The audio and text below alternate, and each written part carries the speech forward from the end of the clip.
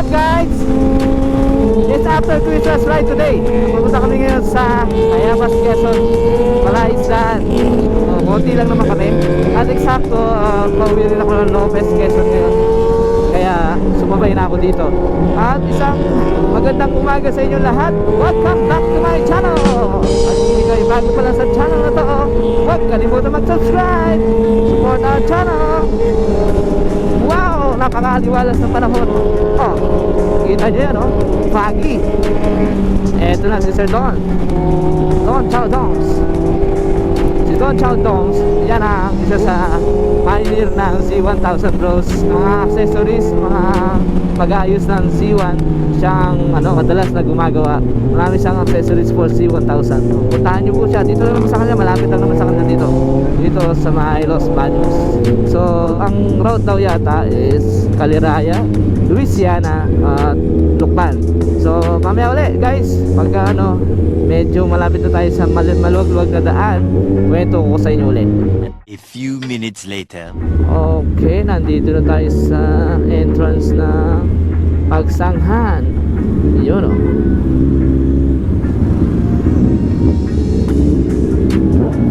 So since medyo mabagal ang takbo natin ngayon, kwentuhan muna tayo guys.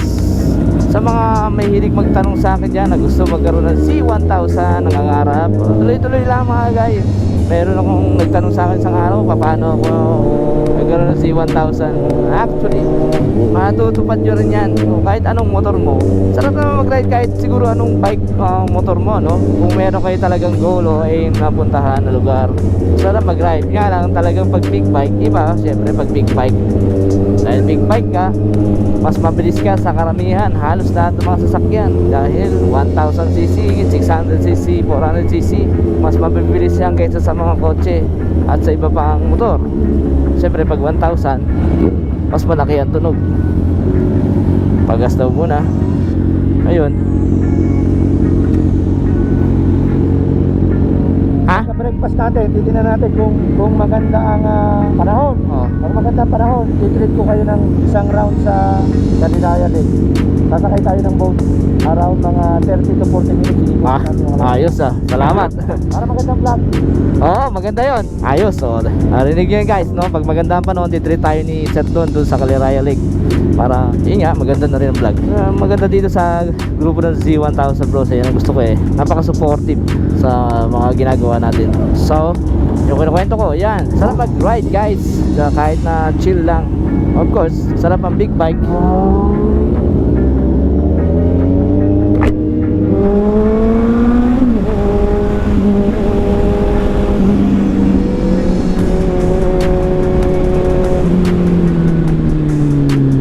Shoutout nga pala sa lahat ng may message sa akin sa Facebook at nag-a-add at sa 753 ang huli kong iniwan ng ating YouTube subscribers.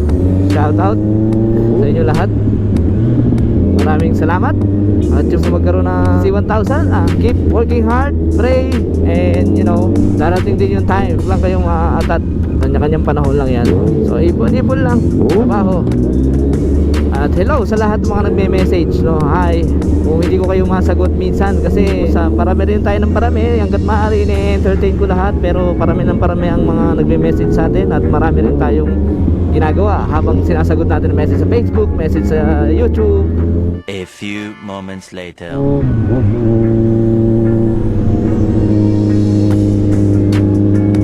Saba? Basa? Aputek! Tapos biglang araw. Actually, yung unang ride ko with Z1000 bros, dito yon. Tapos first time ko gumamit ng 1000cc. Banda rito yung nag-overshoot ako Nag-overshoot ako kasi puro rear brake ang ginagamit ko. Hindi pa yung gumagamit ng front brake.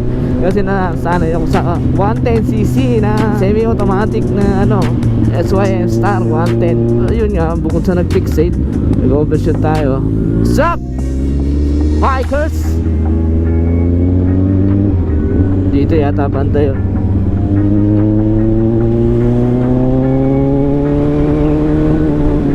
Parang ito yun ito yata yun. Ayun, ito nga.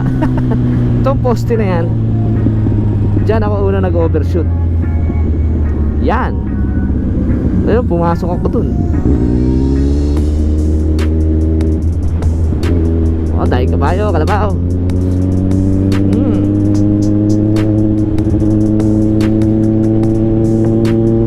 Ayan ang Caliraya Lake.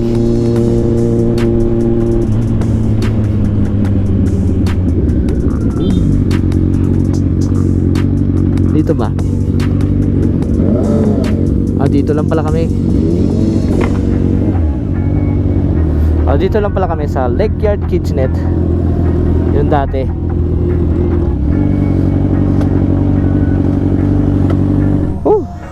Ay, putik-putik. So later guys, set up muna. Yon, nandito muna tayo sa Lake Yard Kitchenette guys. Sa tabi ng lake ng Caliraya. Lake Yard Kitchenette, ito ang paboritong puntahan ng karamihan na naka-big bike dito. Hindi lang naman Z1 bros. Yan. Mamaya papalipad tayo doon. Good morning ma'am. Dito tayo sa kabila. Anong kanilang menu? Check ko lang mga ano. Ang paborito ko dito ay tapang kalabaw eh. Ayan ang kanilang mga menu. At meron libreng kape. At ang ganda ng ambience.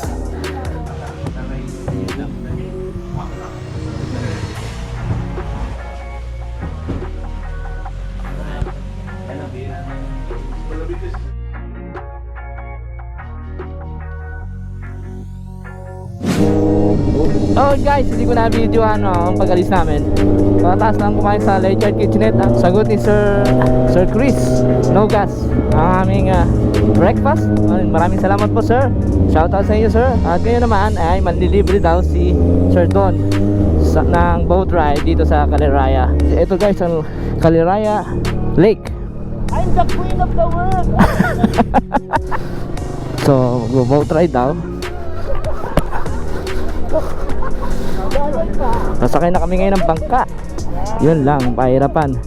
Mahirap na ito pag naka boots, madulas. Oo. So sa mga pamilya dyan, mga magjowa, napaka-romantic dito at maganda naman sa pamilya.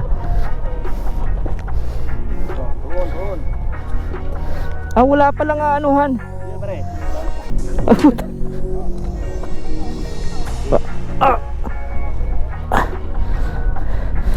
Pahirapan pala ito. Saan ako? Dito? Maliwan mo. Maliwan pa. Takbo. Yeah. Para may ano. Para may tuon. Dadali dyan. Yan. Yan. Diba? Po, pahirapan lang bumaba. Woo. Woo. Malapit na ha. Lapit na nga eh. Huwag yung batiin.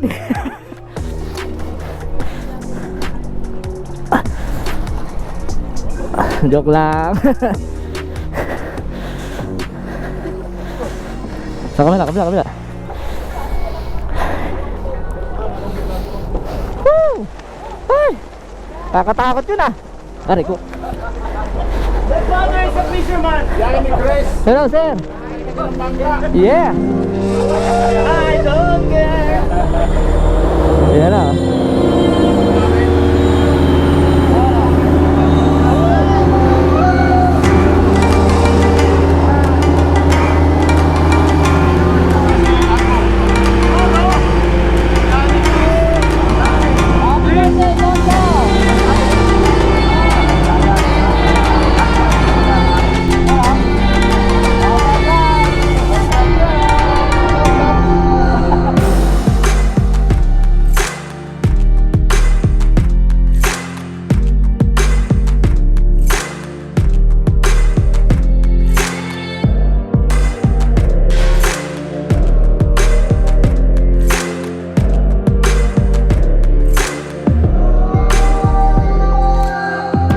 Yan guys, oh. Parang may buhaya, no? So kanina nakita natin yung mga glamping resort doon. Umiikot tayo ngayon dito sa Caliraya Lake. Actually, first time ko lang to nakaikot dito sa Caliraya Lake. Siyempre, bihira naman ako napupunta dito sa Kaliraya, hindi natin napapasyalan dahil na rin sa mumotor, kaya tayo nakapunta dito. Minsan hindi mo na kailangan lumayo sa Maynila. Yan yung mga getaway, malapit lang to sa Maynila, mga 2 to 3 hours drive lang. Tapos ganito na yung mga makikita mo. Very relaxing, maganda to sa couples, family, yung mga resort na yan. Sarap mag-relax dyan, barkada. Pero I think mas romantic to sa couples and family. Magandang banding to. Kaya yung mga nagnanais sa inyo dyan, mamasyal dito sa Kaliraya, sulit na sulit po. Punta na po kayo. Maraming salamat uli kay Don Chow. Ito yung kasi ipa-birthday niya nung 24 yata, tama, 24. Tapos nag-ride kami ngayon at nanlibre siya ngayon. Bigay na oh. Bumigay. Mukhang walang tao dito dahil na pandemya, hindi nabibisita. Pero ang ganda ng lugar oh. Oh, lumang ano to? Kampana? Ah, simbahan. Simbahan ba? May statwa ng sirena ah. So ikot kayo parang mga 30 minutes 30 to 40 minutes daw pag ikot dito. Okay guys, babalik na tayo. Umikot lang. Yun ang masarap lang dito is nature. Ma-enjoy mo talaga yung nature. Kung gusto nyo mag-relax lang, makapag-unwind, makapagpatanggal ng stress guys, for family or couples, this is one of the best place. Lalo na sa mga taga Maynila, lapit lang nito. Mamaya tanong natin kay Sir Don Chow kung magkano yung isang ikot ng bangka. Pero alam ko mura lang yan eh. So yan, pabalik na tayo uli. Kung ano yung dinaanan natin, parang dulo-dulo lang. Tapos pagdating mo sa dulo, balik na. Ayun, may nagbabalsa ba yun? Okay, see you later guys. Yun lang ang pinakita natin ngayon. Sa mga hindi pa nakapag-subscribe dyan, please subscribe. Marami pa tayong pupuntahan mga ganitong babiyahe, mga ganitong lugar. Kaya subscribe and share na po at support my channel. At sa mga nasulit natin support, shoutout sa inyo lahat. Maraming salamat po. See you later guys. Okay guys, nandito na tayo. Nabot pa ng ulan, basang-basa lahat. Pero sulit pa rin naman. Thank you Sir Don ha. Happy birthday ulit.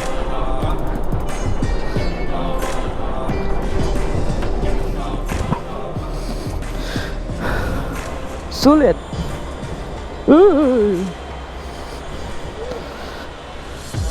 Madali naman umakyat pala. Mahirap bumaba. Mahirap doon pala. Okay. Maulan, ligo ride. Okay guys, that's it. Inabot pa kami ng malakas na ulan dito. Bagyo, ligo ride ang inabot namin, pero sulit naman. At nagpapasalamat ako sa mga sponsors natin today. Ang dami ng libre ngayon.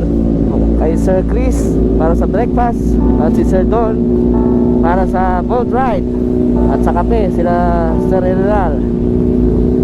CH2 bagong bago, Adriatico. Yan, siya magpiprint ng ating t-shirt sa mga nag-aabang ng t-shirt ha. Palutin nga si Adriatico. Oh, thank you. Ingat.